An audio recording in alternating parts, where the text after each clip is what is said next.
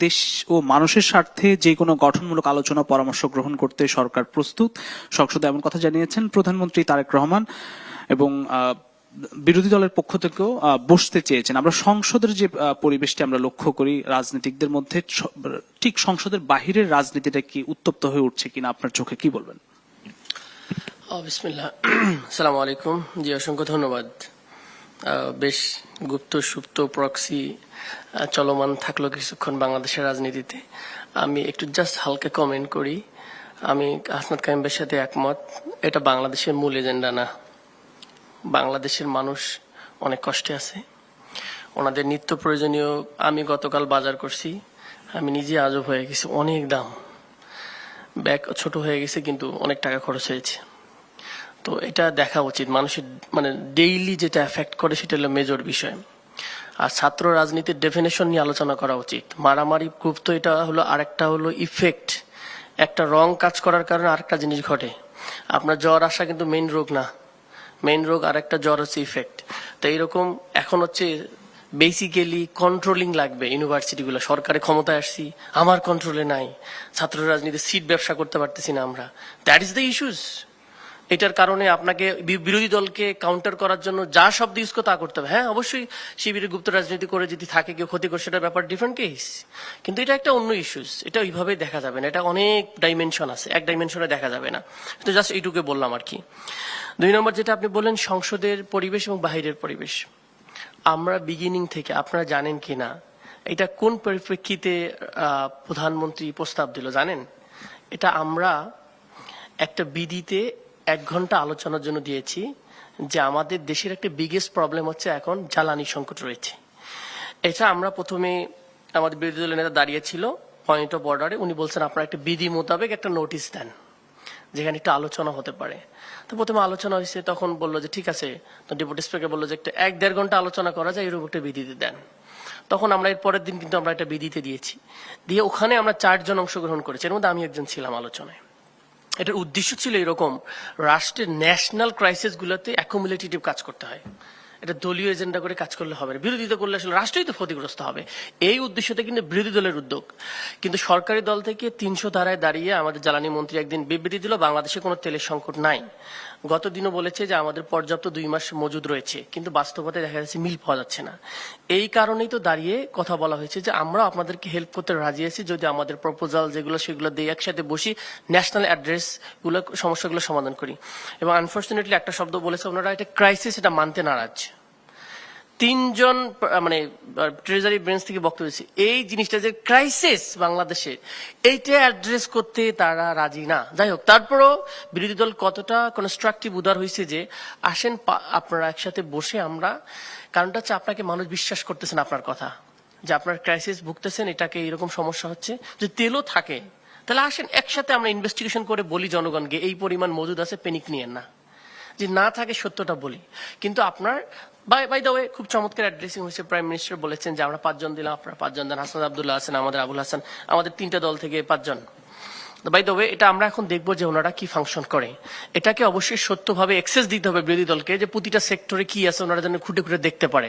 Otherwise দায়ভারটা যে আমরা সবাই মিলে করলাম পারলাম না, দায়ভার আমরা শুধু নিব না। আমরা দেখতে চাই, দায়ভারও নিতে চাই, দায়িত্ববোধ থেকে দেখতে চাই যে রাষ্ট্রের কোন কোন জায়গায় আমাদের কতগুলো তেল রয়েছে, কতটুক নাই, কতটুক মজুদ রয়েছে, কি কি ম্যানেজমেন্ট আছে, কি কি ম্যানেজমেন্ট ফেইলিওর আছে, কোথায় সোর্সিং করা যাবে নতুন করে, কোন জায়গায় সমস্যা আছে কিনা, এগুলোকে অ্যাড্রেস করার প্রপার সুযোগ দিতে হবে। আদারওয়াইজ কমিটি করে কিন্তু লাভ হবে না। বাট এটা একটা ভালো উদ্যোগ যে বাংলাদেশের ইতিহাসে এটা অন্যতম জিনিস যে সরকারি দল বিরোধী দল কোন একটা ন্যাশনাল ক্রাইসিসে একসাথে বসে অ্যাড্রেস করার সুযোগ পেয়েছে। কারণ এটা করলে আমি যেটা বুঝি আর কি, মানুষ রাজনীতিবিদদের ব্যাপারে আস্থা হারিয়ে ফেলেছে। কারণ রাজনীতিবিদরা যা বলে তা করে না, এরকম একটা মানুষের ভিতর ন্যারেটিভ তৈরি হয়েছে, যারা মিথ্যা তথ্য দেয়। আর সরকারি মন্ত্রী থাকা মানে হচ্ছে যে পদত্যাগ করা যাবে না, সত্য কথা বলা যাবে না, মানে ফেইলার হওয়া মানে রাষ্ট্র ফেইলার হয়ে যায়। ফেইলার তো হতেই পারে যে কোনো জিনিসে, তাই না? এই যে মানসিকতা নেওয়া, সেটা নাই। এটা আমি খুব পজিটিভলি দেখি। এটার ইম্প্যাক্টটা লোকালিও পড়ে। যখন থেকে যে গভর্নমেন্ট এবং বিরোধী দল কিছু কিছু ন্যাশনাল ইন্টারেস্টের ক্ষেত্রে একমত, তখন এই রাষ্ট্র কেউ বাহির থেকে কেউ হিট করতে পারবে না। যদি আপনি 10-15টা বিষয় ঠিক করতে পারেন ন্যাশনালি, যেমন রাষ্ট্রের সুভারেনিটির ক্ষেত্রে, রাষ্ট্রের কোনো ধরনের বৈদেশিক চুক্তি করার ক্ষেত্রে আমরা এটা খোলামেলা আলোচনা করে ইন্টারেস্ট বাদ রেখে করবো না, তখন রাষ্ট্রকে মানুষজন বুঝবে না, কনসলিডেট যে রাষ্ট্রীয় ইন্টারেস্ট, এটাকে বলে ন্যাশনালিজম, প্যাট্রিয়টিজম, এটাকে যদি বলে। কিন্তু গোপনে গোপনে করা, ফাঁস না করা, তথ্য জানতে না দেয়া। যেমন আমরা একটা জিনিস জানতে পারলাম যে 20,000 কোটি টাকা ছাপানো হয়েছে, এটা কিন্তু কোনো উইদাউট ডিসকাশন। 40,000-41,000 কোটি টাকা ঋণ নেওয়া হয়েছে, তাহলে এটা কিন্তু খুবই 2-2.5 মাসের মধ্যে আপনি তাহলে 20 আর 40 61,000 কোটি টাকা, এই আসলে গেল কোথায়? আবার আপনি দাঁড়ায় বলতেছেন কোনো আমাদের স্বাস্থ্যমন্ত্রী বলতেছে যে আমাদের সুইচ কেনার টাকা নাই, আমাদের বিভিন্ন জায়গায় হসপিটালের সমস্যা, এগুলো দিতে পারতেছি না টাকা। তাহলে সমস্যাটা কিন্তু ক্লিয়ার থাকা উচিত। আমি এতক্ষণ আগে একটু পড়ার চেষ্টা করলাম যে পার্লামেন্টের সংসদের দায়িত্বগুলো কি, এর মধ্যে সংসদ সদস্যদের কয়টা কাজ। এই 4 নম্বর কাজের মধ্যে একটা কাজ হলো সরকারকে ট্রান্সপারেন্ট মানে অ্যাকাউন্টেবল করার জন্য আমাকে সংসদীয় কমিটিতে বিরোধী দলের যথেষ্ট ভূমিকা, বিরোধী দলের সদস্য ভূমিকা রাখা। তা ট্রান্সপারেন্ট আপনি কেমনি করবো বলেন? ট্রান্সপারেন্টটা করার একটা উদ্দেশ্য, আমাকে প্রশ্ন করি আমরা জানার জন্য কে কে আমরা ঋণ খেলাপি, আমরা দেখেছেন কে কে কিরকম অন্যায় করছে, কোন কোন দপ্তরে কি কি অসঙ্গতি পাচ্ছে সেটা কথা বলা। 2 নম্বর, বিভিন্ন কমিটিতে যদি ঢোকার সুযোগ থাকে সেখানে অ্যানালাইসিস ইনভেস্টিগেট করা। এই জন্য আমরা জ্বালানি ইস্যুটা যদি একটা মেজর ইস্যু, বাংলাদেশের সবার সাথে জড়িত। শুধু এটা দেখেন, বিদ্যুৎ সমস্যা হয়েছে জ্বালানির সাথে, উৎপাদন খাতে হয়েছে, সবগুলো খাতে আমাদের এখানে ফরেন রেমিটেন্সে দেখেন আমাদের চলে যাচ্ছে, আমাদের অর্ডারগুলো বাইরে চলে যাচ্ছে। এটা মেসিভ আকারে বাংলাদেশে একটা ক্ষতিগ্রস্ত হবো। কিন্তু সংসদে তো আপনারা একসঙ্গে বসতে সম্মত হয়েছেন, সংসদের প্রভাব কি মাঠের রাজনীতি থেকে উল্টো দেখছেন কিনা? আচ্ছা দেখেন, সংসদে মাঠে কেন এমন উত্তপ্ত আমরা একটা পরিস্থিতি তৈরি ন্যাশনাল ক্রাইসিস নিয়ে কথা বলতেছি, আর একটা রাষ্ট্র রিফর্ম নিয়ে কথা বলছি। আপনারা অনেক সময় ডিস্টিংগুইশ করতে পারেন না।